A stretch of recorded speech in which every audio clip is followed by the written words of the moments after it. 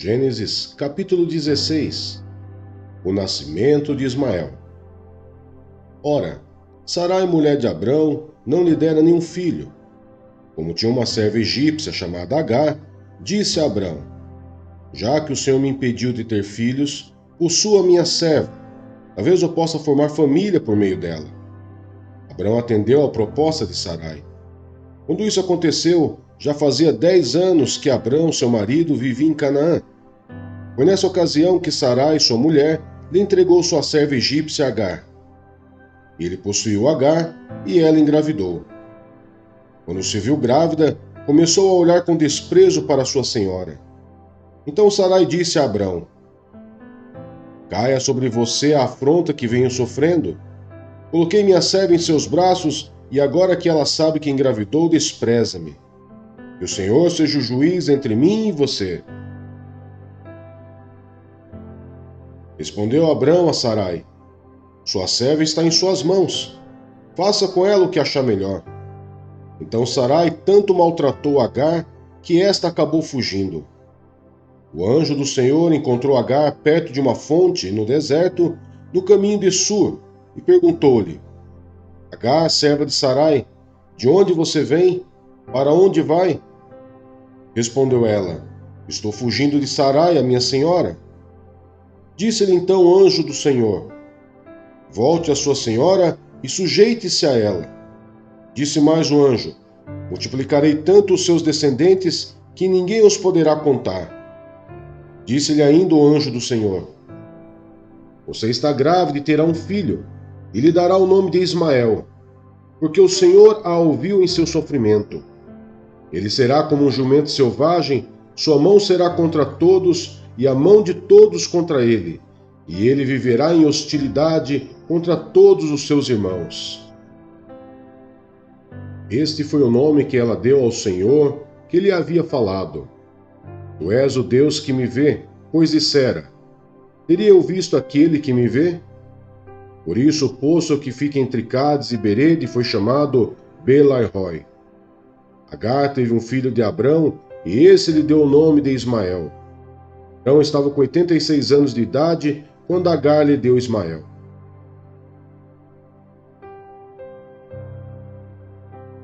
Mateus capítulo 15. Jesus e a tradição judaica. Então alguns fariseus e mestres da lei, vindos de Jerusalém, foram a Jesus e perguntaram: por que os seus discípulos transgridem a tradição dos líderes religiosos? Pois não lavam as mãos antes de comer. Respondeu Jesus: e por que vocês transgridem o mandamento de Deus por causa da tradição de vocês? Pois Deus disse: honra teu pai e tua mãe, e quem amaldiçoar seu pai ou sua mãe terá que ser executado. Mas vocês afirmam que se alguém disser ao pai ou à mãe: qualquer ajuda que eu poderia lhe dar, já dediquei a Deus como oferta, não está mais obrigado a sustentar seu pai. Assim, por causa da sua tradição, vocês anulam a palavra de Deus. Hipócritas, bem profetizou Isaías acerca de vocês, dizendo: este povo me honra com os lábios, mas o seu coração está longe de mim. Em vão me adoram, seus ensinamentos não passam de regras ensinadas por homens. Jesus chamou para junto de si a multidão e disse: ouçam e entendam. O que entra pela boca não torna o homem impuro, mas o que sai de sua boca, isso o torna impuro. Então os discípulos se aproximaram dele e perguntaram: sabes que os fariseus ficaram ofendidos quando viram isso? Ele respondeu: toda planta que meu Pai Celestial não plantou será arrancada pelas raízes. Deixe-nos, eles são guias cegos. Se um cego conduzir outro cego, ambos cairão num buraco. Então Pedro pediu-lhe: explica-nos a parábola. Será que vocês ainda não conseguem entender? Perguntou Jesus. Não percebe que o que entra pela boca vai para o estômago e mais tarde é expelido? Mas as coisas que saem da boca vêm do coração, e são essas que tornam o homem impuro. Pois do coração saem os maus pensamentos, os homicídios, os adultérios, as imoralidades sexuais, os roubos, os falsos testemunhos e as calúnias. Essas coisas tornam o homem impuro, mas o comer sem lavar as mãos não o torna impuro. Uma mulher cananeia demonstra fé. Saindo daquele lugar, Jesus retirou-se para a região de Tiro e de Sidom. Uma mulher cananeia natural dali veio a ele gritando: Senhor, filho de Davi, tem misericórdia de mim. Minha filha está endemoniada e está sofrendo muito. Mas Jesus não lhe respondeu palavra. Então seus discípulos se aproximaram dele e pediram: Manda-a embora, pois vem gritando atrás de nós. Ele respondeu: Eu fui enviado apenas às ovelhas perdidas de Israel. A mulher veio, adorou de joelhos e disse: Senhor, ajuda-me. Ele respondeu: Não é certo tirar o pão dos filhos e lançá-los aos cachorrinhos. Disse ela, porém: Sim, Senhor, mas até os cachorrinhos comem das migalhas que caem da mesa dos seus donos. Jesus respondeu: Mulher, grande é sua fé. Seja conforme você deseja. E naquele mesmo instante, a sua filha foi curada. A segunda multiplicação dos pães. Jesus saiu dali e foi para a beira do mar da Galileia. Depois subiu a um monte e se assentou. Uma grande multidão dirigiu-se a ele, levando-lhe os aleijados, os cegos, os mancos, os mudos e muitos outros, e os colocaram aos seus pés, e ele os curou. O povo ficou admirado quando viu os mudos falando, os mancos curados, os aleijados andando e os cegos vendo, e louvaram o Deus de Israel. Jesus chamou seus discípulos e disse: Tenham compaixão desta multidão. Já faz 3 dias que eles estão comigo e nada têm para comer. Não quero mandá-los embora com fome, porque podem desfalecer no caminho. Os seus discípulos responderam: Onde poderíamos encontrar neste lugar deserto pão suficiente para alimentar tanta gente? Quantos pães vocês têm? Perguntou Jesus. 7, responderam eles, e alguns peixinhos. Ele ordenou à multidão que se assentasse no chão.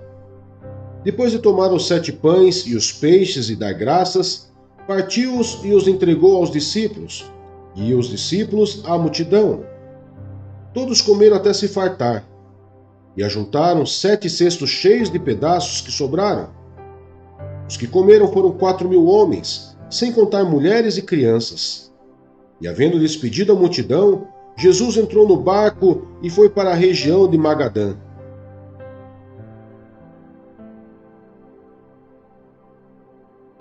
Neemias, capítulo 5.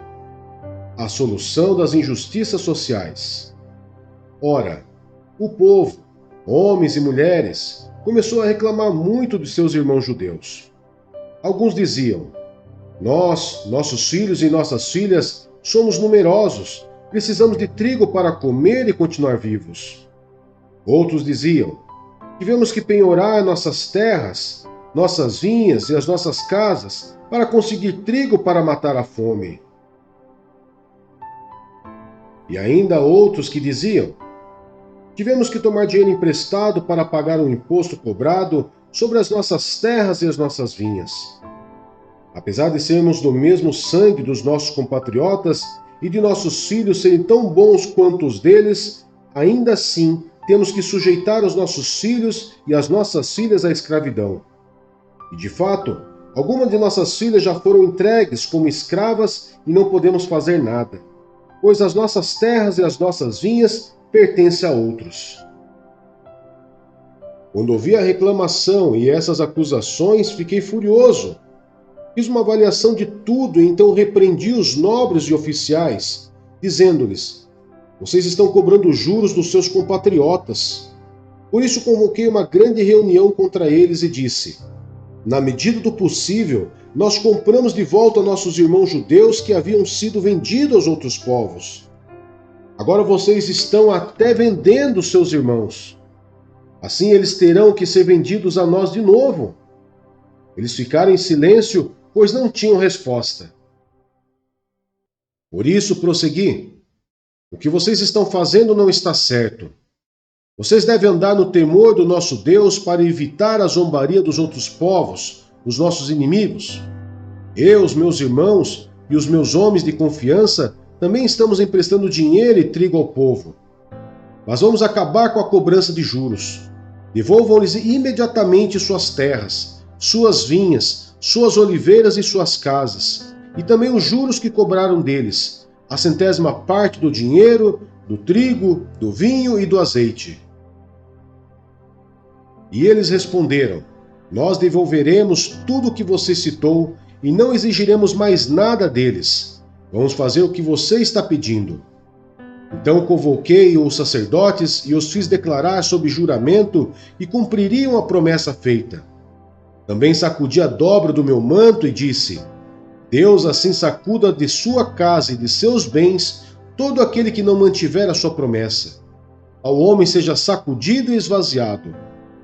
Toda a assembleia disse: Amém, e louvou o Senhor, e o povo cumpriu o que prometeu. O exemplo de Neemias.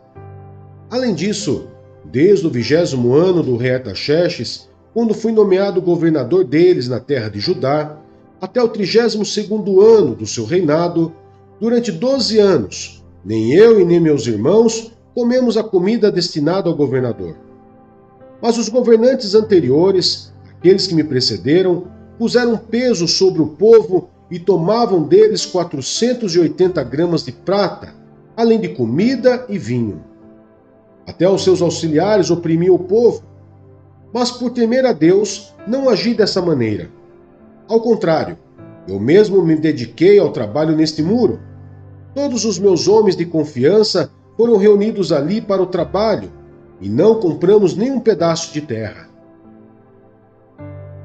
Além do mais, 150 homens entre judeus do povo e seus oficiais comiam à minha mesa, como também pessoas das nações vizinhas que vinham visitar-nos.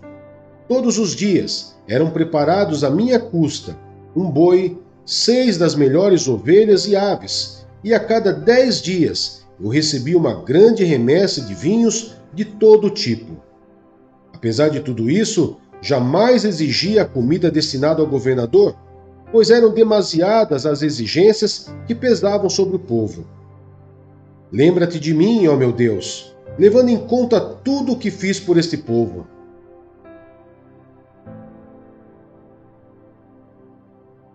Atos dos Apóstolos, capítulo 15. O Concílio de Jerusalém. Alguns homens desceram da Judéia para Antioquia e passaram a ensinar aos irmãos: Se vocês não forem circuncidados conforme o costume ensinado por Moisés, não poderão ser salvos. Isso levou Paulo e Barnabé a uma grande contenda e discussão com eles. Assim, Paulo e Barnabé foram designados, junto com outros, para irem a Jerusalém tratar dessa questão com os apóstolos e com os presbíteros. A igreja os enviou e, ao passarem pela Fenícia e por Samaria, contaram como os gentios tinham se convertido. Essas notícias alegravam muito a todos os irmãos. Chegando a Jerusalém, foram bem recebidos pela igreja, pelos apóstolos e pelos presbíteros, a quem relataram tudo o que Deus tinha feito por meio deles. Então se levantaram alguns do partido religioso dos fariseus que havia crido e disseram: É necessário circuncidá-los e exigir deles que obedeçam à lei de Moisés. Os apóstolos e os presbíteros se reuniram para considerar essa questão. Depois de muita discussão, Pedro levantou-se e dirigiu-se a eles: Irmãos, vocês sabem que há muito tempo Deus me escolheu dentre vocês para que os gentios ouvissem de meus lábios a mensagem do Evangelho e crescem. Deus, que conhece os corações, demonstrou que os aceitou, dando-lhes o Espírito Santo como antes nos tinha concedido. Ele não fez distinção alguma entre nós e eles, visto que purificou os seus corações pela fé. Então, por que agora vocês estão querendo tentar a Deus? pondo sobre os discípulos um jugo que nem nós nem nossos antepassados conseguimos suportar? De modo nenhum. Cremos que somos salvos pela graça de nosso Senhor Jesus, assim como eles também. Toda a assembleia ficou em silêncio enquanto ouvia Barnabé e Paulo falando de todos os sinais e maravilhas que, por meio deles, Deus fizera entre os gentios. Quando terminaram de falar, Tiago tomou a palavra e disse: Irmãos, ouçam-me. Simão nos expôs como Deus, no princípio, voltou-se para os gentios a fim de reunir entre as nações um povo para o seu nome. Concordam com isso as palavras dos profetas, conforme está escrito: Depois disso voltarei e reconstruirei a tenda caída de Davi. Reedificarei as suas ruínas e a restaurarei, para que o restante dos homens busque o Senhor, e todos os gentios, sobre os quais tem sido invocado o meu nome, diz o Senhor, que faz essas coisas conhecidas desde os tempos antigos. Portanto, julgo que não devemos pôr dificuldades aos gentios que estão se convertendo a Deus. Ao contrário, devemos escrever a eles, dizendo-lhes que se abstenham de comida contaminada pelos ídolos, da imoralidade sexual, da carne de animais estrangulados e do sangue. Pois desde os tempos antigos, Moisés é pregado em todas as cidades, sendo lido nas sinagogas todos os sábados. A carta do concílio aos cristãos gentios. Então os apóstolos e os presbíteros, com toda a igreja, decidiram escolher alguns dentre eles e enviá-los a Antioquia com Paulo e Barnabé. Escolheram Judas, chamado Barsabás, e Silas, 2 líderes entre os irmãos. Com eles, enviaram a seguinte carta: Os irmãos apóstolos e presbíteros, aos cristãos gentios que estão em Antioquia, na Síria e na Cilícia. Saudações! Soubemos que alguns saíram de nosso meio sem nossa autorização e os perturbaram, transtornando a mente de vocês com o que disseram. Assim, concordamos todos em escolher alguns homens e enviá-los a vocês com os nossos amados irmãos Paulo e Barnabé, homens que têm arriscado a vida pelo nome de nosso Senhor Jesus Cristo.